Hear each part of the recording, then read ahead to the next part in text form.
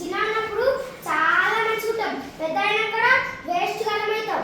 మనం మొక్కలాంటి వాళ్ళం. మనం ఎంత గొప్పగా చదువుకుంటే అంత పెద్దగా ఎదిగి మనం జాబ్ ప్రజలకు సేవ చేయగలం. కానీ ఇట్లా చదువుకోకుండా ఇళ్ళలాగుంటే మనము బాసలు దొమ్ముకోవాలి వస్తుంది, ఇట్లా కష్టపడాల్సి వస్తుంది రాత్రికి. అందుకని అందరికీ చెప్తున్నా వినండి, మనందరం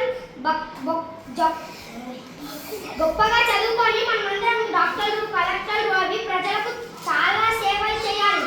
అర్థమైందా? నీకేం కావాలనిపిస్తుంది? సార్ నాకు పోలీస్ కావాలనిపిస్తుంది.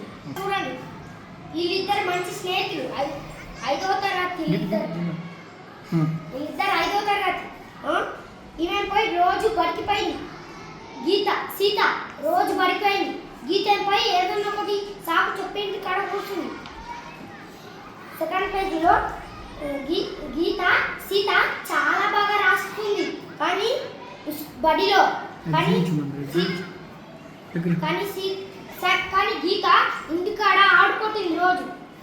గీత రాత్రులంతా కష్టపడింది సీత, కానీ గీత పోయి మొద్దుగా పడుకుంది.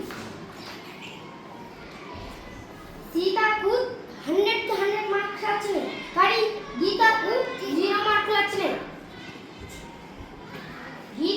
సీత డాక్టర్ అయింది, కానీ ఈమె పోయి బాసంలు దొంగతుంది. గీత బాసంలు దొంగతుంది, ఈమె డాక్టర్ అయింది. అంటే మీ పరిస్థితి కూడా అంతే. మీరు చదువుకోకపోతే ఇలా అవుతారు, అదే గొప్పగా చదువుకుంటే ఇలా అవుతారు. మీరు దేని కావాలనుకుంటున్నారు, దేని కోరుకుంటున్నారు ఇప్పుడు చెప్పండి.